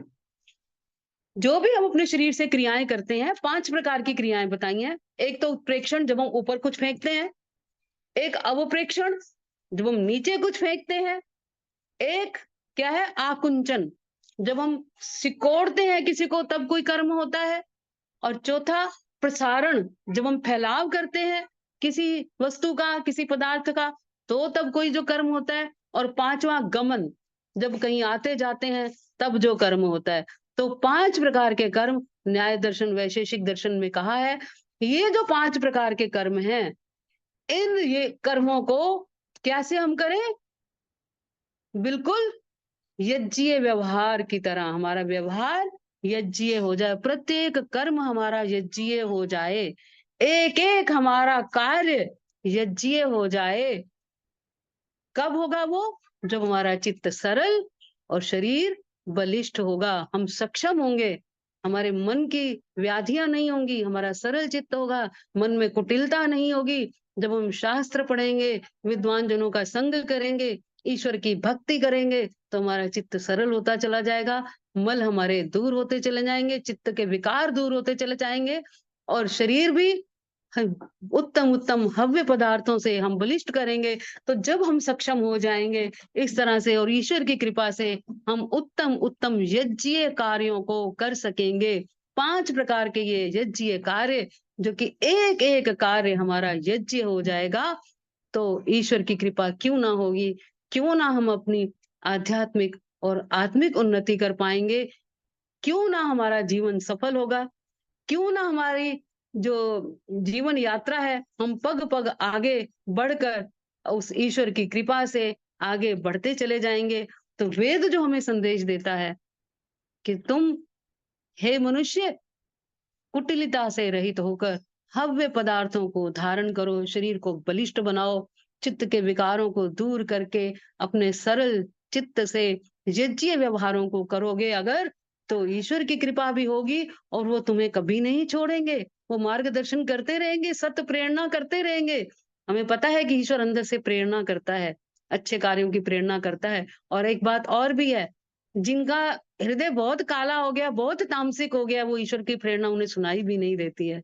तो जब हम अच्छे विचारों से जुड़ेंगे, स्वाध्याय करेंगे, सत्संग करेंगे, तो हम अंदर की आवाज भी सुन पाएंगे। और वो ईश्वर की जो प्रेरणा है, जब हम सुन पाएंगे, तो उससे क्या होगा? हम प्रोत्साहित होंगे। ईश्वर की कृपा हमारे सिर पर है, आरूढ़ है ईश्वर हमारे साथ, तो हम और भी अधिक उत्साह से अच्छे कार्यों को कर पाएंगे। तो इसीलिए कहा गया कि ईश्वर का सहारा कभी ना छूटे हमसे। हम अक्सर कहते हैं ना कि ईश्वर हमें कभी मत छोड़ना, अगर मैं कभी भूल से छोड़ भी दूं तो तुम मुझे कभी मत छोड़ना।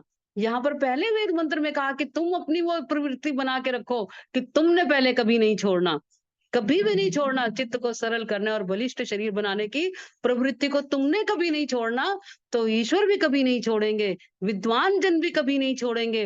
वो सदा आपका साथ देते रहेंगे, सदा मार्गदर्शन करते रहेंगे, सदा प्रेरणा करते रहेंगे, ताकि और भी अधिक उन्नत होकर हमारा प्रत्येक कर्म यज्ञीय हो जाए। प्रत्येक कर्म जीवन में समाज के लिए हम कर सके, परोपकारी हमारा एक एक क्षण हो सके, और जीवन जो है हमारा इतना सदुपयोगी हो जाए कि समाज में हम दूसरों के लिए आदर्श भी बन सके, समाज के लिए प्रेरणा। मैं बार बार कहती हूँ कि आर्य समाज में जो आर्य हैं हमें अब दूसरों के लिए, समाज के लिए प्रेरणा बनना है। जब तक हम दूसरों के लिए प्रेरणा नहीं बनेंगे, वैसे ही हमारी कठिन राह है। आर्य समाज की जो राह है बहुत कठिन है। हमारे जो इसमें सिद्धांतों में गलतियों को क्षमा नहीं कराया जाता, वैसे ही बहुत कठिन है। गूढ़ सिद्धांत होते हैं, त्रैतवाद है, बहुत सी चीजें हैं, लोग इसलिए आना ही नहीं चाहते। लेकिन अगर हमारा व्यवहार ऐसा होगा, यज्ञीय व्यवहार होगा, वेद के अनुसार होगा, ईश्वर की आज्ञाओं के अनुसार होगा, जब हमारा जीवन, तो लोगों को भी प्रेरणा मिलेगी। और जब लोगों को प्रेरणा मिलेगी, लोग हमसे कहेंगे, उत्साहित होंगे हमारे व्यवहार को देखकर, उससे हमें और उत्साह मिलेगा कि देखिए कि लोग, देखिए आज अगर मैंने कुछ अच्छा किया है, लोग कहेंगे कि आपने बहुत अच्छा किया, तो हम प्रोत्साहित होते हैं, फिर हम और अच्छा करने का प्रयास करते हैं। तो ये चक्र चलना चाहिए। आज एक अच्छा काम करो, लोग हम प्रोत्साहन कर दे हमारे को, फिर उससे प्रोत्साहित कर हम और अच्छा काम करें। ऐसे ही ईश्वर भी फिर जैसे जैसे हम ऊपर बढ़ते जाएं और अच्छा काम करते चले जाएं और यज्ञीय व्यवहार करते चले जाएंगे, तो ईश्वर का सहारा भी हमें और अधिक मिलता जाएगा, ईश्वर की कृपा भी और अधिक हमें मिलेगी। विद्वान जन का जो मार्गदर्शन है वो और भी हमें मिलेगा, क्योंकि वो खुश होंगे। जैसे एक बच्चा देखिए किस मंच पर आकर जब कुछ बोलता है कुछ सीख के, तो सब कितना उसका उत्साहवर्धन करते हैं, तालियां बजाते हैं, तो बच्चा भी खुश होता है। वो फिर उससे खुश होकर वो फिर वो और आगे बढ़ता है कि सबको अच्छा लग रहा है, मैं और आगे करूं। तो यही भाव लेकर हम चलें अपने जीवन में कि हम यज्ञीय व्यवहार वाले बने, अपने चित्त को सरल बनाकर और शरीर को बलिष्ठ बनाकर, क्योंकि जब तक मन और शरीर हमारे सक्षम नहीं होंगे, तब तक हम ये देव यज्ञ भी नहीं कर पाएंगे, कोई यज्ञ कार्य नहीं कर पाएंगे। तो ये दोनों साथ साथ चलते हैं। चित्त को सरल बनाकर, बलिष्ठ शरीर के साथ, ईश्वर की कृपा के साथ हम यज्ञ कार्य करते चले जाएं। ईश्वर से हम संबल प्राप्त करें, ईश्वर से हमेशा प्रार्थना करें कि ईश्वर हमें शक्ति दे, ताकि हम बुराइयों से दूर रह सकें और हम सावधान रहें, अपने जीवन में आहार विहार हमारा सब श्रेष्ठ हो, जिससे कि हम अपने अंतिम लक्ष्य को पा सकें जो हम पाना चाहते हैं।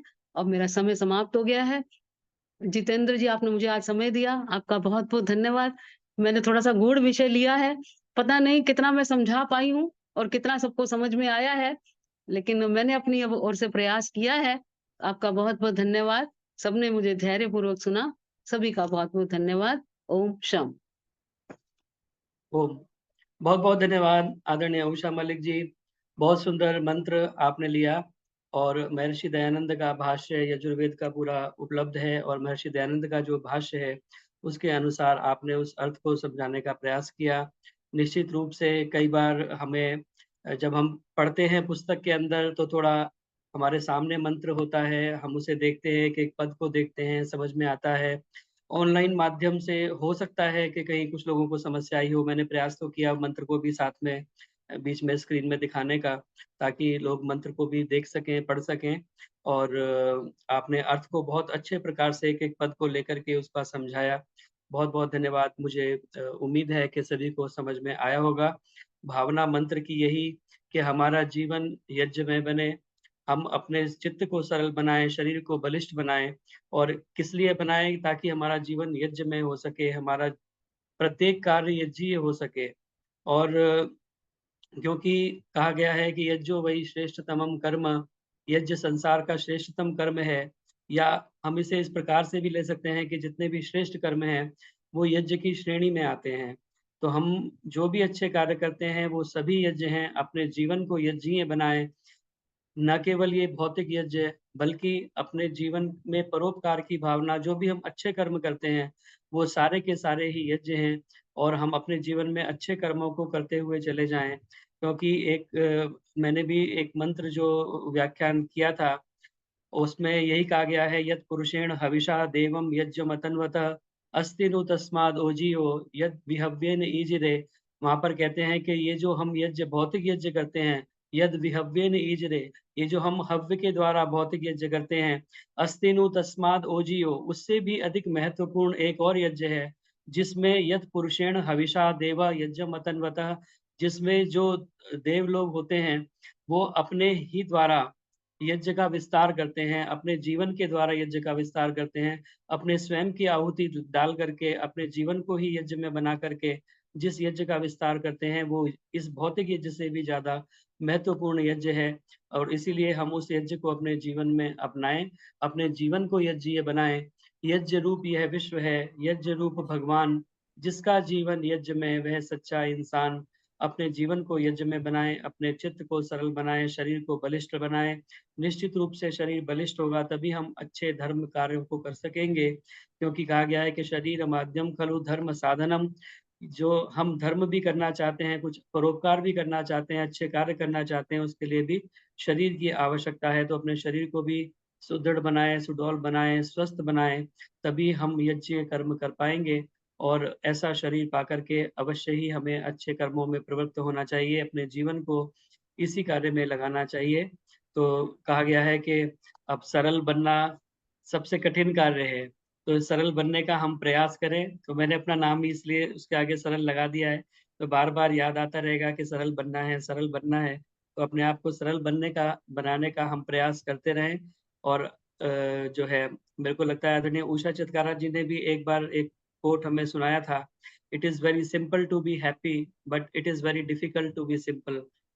सरल बनना ही बहुत मुश्किल कार्य है, तो अपने आप को सरल बनाने का प्रयास करें, सहज बनाने का प्रयास करें, क्योंकि कहा गया है कि जो है हम स्मार्ट ना बने, सरल बने, क्योंकि हमें सैमसंग ने नहीं, हमें ईश्वर ने बनाया है। तो स्मार्ट तो फ़ोन होते हैं जो सैमसंग ने बनाता है, हम सरल बने, हमें परमपिता परमात्मा ने बनाया है। बहुत-बहुत धन्यवाद, सुंदर विचार आपने मंत्र के माध्यम से हमारे बीच में रखे और बहुत सुंदर मंत्र यजुर्वेद के पहले अध्याय का 9वां मंत्र, और भी इसको हम विचार करें, बाद में जाकर भी हम देखें, केवल एक बार सुनने से मंत्र पूरा हृदयंगम नहीं होता, तो बाद में भी इसे पढ़ेंगे और आपके बताए हुए जो अर्थ है उसको अपने दोबारा हम एक बार विचार करेंगे। श्रवण, मनन, निधिध्यासन और साक्षात्कार, उस पूरी प्रणाली को अपनाएँगे, तो निश्चित रूप से हम इसे समझ पाएँगे। बहुत-बहुत धन्यवाद।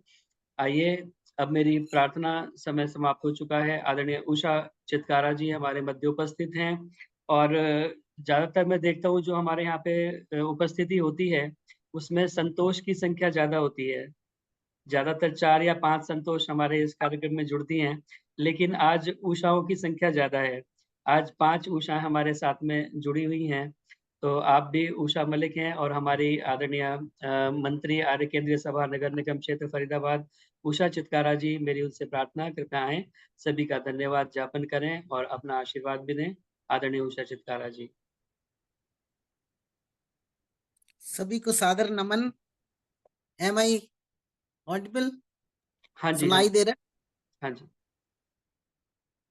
बहुत सुंदर भजनों की श्रृंखला रही, और अगर ध्यान से देखा जाए तो भजनों की जो श्रृंखला थी उसमें ईश्वर स्तुति, उपासना, प्रार्थना के मंत्र नहीं भजन थे, और बहुत सुंदर वर्डिंग थी, और उन सभी को लेकर अगर निचोड़ करके आगे चलें तो हम उषा मलिक तक पहुंच जाते हैं, उस मंत्र तक। सबसे पहले कृष्णा भाटिया जी ने गाया कि भगवान तुम दया करो, तेरी दया हमेशा बनी रहे। अगर भगवान की दया बनी रहेगी तो हम यज्ञ करते रहेंगे। यज्ञ करना हमारी प्रवृत्ति है, क्योंकि परमात्मा के हम हैं और परमात्मा यज्ञमय हैं। उनका यज्ञ सदैव हर जगह सदैव चल रहा है। और एक भजन सुलोचना आर्य जी ने गाया कि हम भगवान को पाना चाहते हैं, लेकिन उसके लिए साधना जरूरी है। तो साधना वर्ड बड़ा जबरदस्त है, सरल साधना न्यास की वो भी हुई। तो साधना करने के लिए हमें क्या तप करना चाहिए? It's easier said than done. उस तप में वो आ जाता है कि इन्होंने बोला उषा मलिक जी ने कि हमें कुटिलता रहित बनना है। कुटिलता रहित का मतलब सरल बनना है, सरल का मतलब शुद्ध बनना है। शुद्ध जो होगा वो कुटिल नहीं होगा।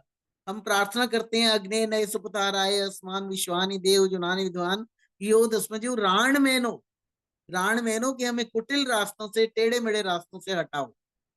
तो इस सब का संक्षेप क्या निकलता है कि हमारा मन साफ हो, हमारा मन इतना साफ हो कि हम उसमें ईश्वर को बिठा सकें, और तभी हम यज्ञ की क्रिया को कर सकेंगे। कहते हैं ना यज्ञ में ब्रह्मा बिठाते हैं, तो हम अपने शरीर रूपी मंदिर में जो मन है, इसमें सदैव भगवान के बैठने के सिंहासन को तैयार रखें। मैं हर बार बताती हूँ, वेद का ही मंत्र है, ओम अग्नयाहि वीते गृणानु हव्य दाते निहोता सत्स्य बरिषि, कि हे भगवान, मैंने अपना मन रूपी सिंहासन साफ कर दिया तेरे बिठाने के लिए, तू आ और हमेशा वहां विराजित रह। और अगर भगवान वहां होंगे तो फिर हमेशा we will be on our guard, कि अरे भगवान तो हमें सुन रहा है, भगवान हमें देख रहा है, हम क्या कुटिल व्यवहार कर रहे हैं, क्या अपशब्द बोल रहे हैं, किसी के लिए क्या बुरा सोच रहे हैं, वो सारे जो है ना वो कर्म इकट्ठे होके तुम्हारे पर हावी हो जाएंगे। इस तरीके की सोच बना लो कि मन को इतना साफ रखना है कि कोई कुटिल शब्द, कोई कुटिल व्यवहार मन में आए ना। अगर आया है तो उसको उपेक्षा वृत्ति दिखाओ, और फिर लोगों से अपेक्षा रखो ही मत, तो फिर कोई निराशा नहीं होगी, मन साफ रहेगा, यज्ञमय जीवन रहेगा। हम इस यजुर्वेद के पहले अध्याय के 9वें मंत्र को फॉलो कर सकेंगे। हर मंत्र फॉलो करने योग्य है। उषा मलिक जी ने बड़े सुंदर तरीके से उसको समझाया, और उससे पहले मेरी बहनों ने अपने भजनों में उसी की भूमिका रख दी। उन्होंने बताया, संतोष वर्मानी जी ने ऋषि दयानंद के उसको उपकारों को बताया, और उर्मिल मेहंदी रत्ता जी ने बताया होता है सारे विश्व का कल्याण यज्ञ से।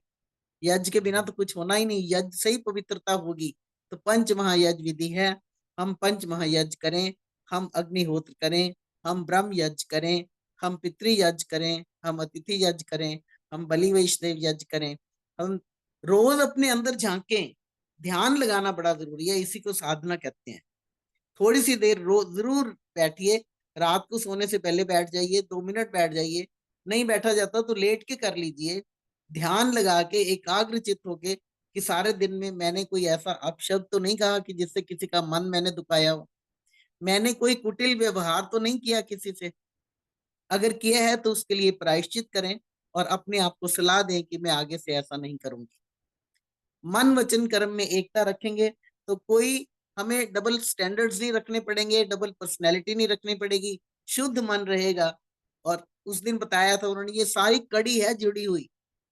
तो श्रुति जी ने बताया था कि शुद्ध अन्न खाओगे तो शुद्ध मन बनेगा। अभी अभी इन्होंने बताया कि मित का खाओगे तो अच्छा खाओगे तभी तो बलिष्ठ शरीर बनेगा ना, वो भी उसी से कनेक्टेड हो गया। बलिष्ठ शरीर बनेगा तभी अगर हम शुद्ध खाएंगे और मित का खाएंगे और नित खाएंगे, और एक तरीके से हम डिसिप्लिन हो जाएंगे जैसा इन्होंने अभी बताया। अब अगर हम, मैंने फिर वो 3 वर्ड्स आपको हर रोज याद हो जाएंगे, हर वीक, कि self respect, self control and self knowledge, these 3 things lead a person to sovereign heights. Self discipline, Patanjali योग का पहला मंत्र है अथ योग अनुशासनम, कि अब हम योग शुरू करते हैं जिसका मतलब है अनुशासन। तो हम अपने आप को अनुशासित करें, अपनी वृत्तियों को अनुशासित करें, चित्त वृत्तियों का निरोध करके ध्यान लगाने का प्रयत्न करें। धीरे धीरे धीरे धीरे सबसे ज्यादा आनंद आता है ध्यान लगाने में।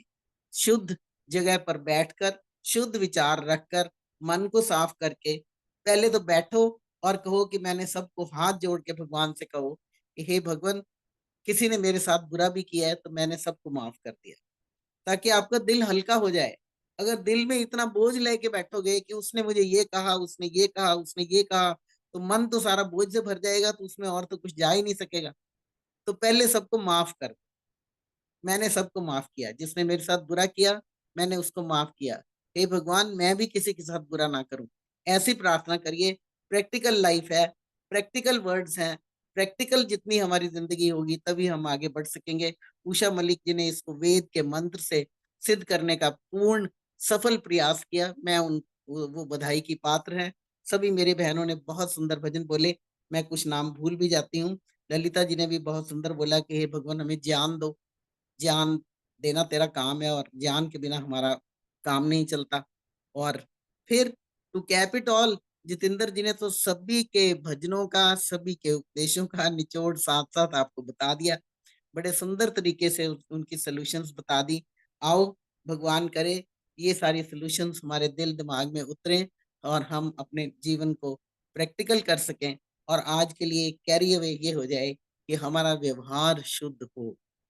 इसी के साथ मैं पुनः सबका धन्यवाद करती हूँ, जितेंद्र जी का भी धन्यवाद करती हूँ, उषा जी का धन्यवाद, सभी अपनी बहनों का, और सभी अपनी बहनों को दिल से नमस्कार करती हूँ, जिनके साथ बैठने का मुझे मौका मिलता है और सुनने का मौका मिलता है और जितेंद्र जी के साथ बैठने का मौका मिलता है। इसी के साथ सबका पुनः धन्यवाद।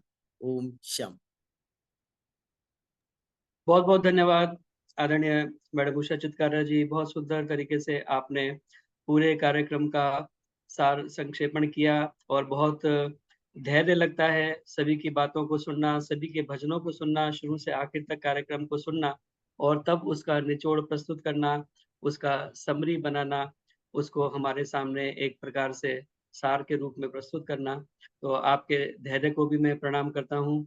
और अभी तो आप जो है इसका सार सुनाती हैं। एक वो समय भी था जब धैर्यपूर्वक आप पूरा कार्यक्रम सुनती थी और हम आपको भजन के लिए भी नहीं बोलते थे, कुछ बोलने के लिए भी नहीं बोलते थे, तब भी आप पूरे कार्यक्रम को पूरे धैर्यपूर्वक सुना करती थी। तो आपके धैर्य को भी प्रणाम है।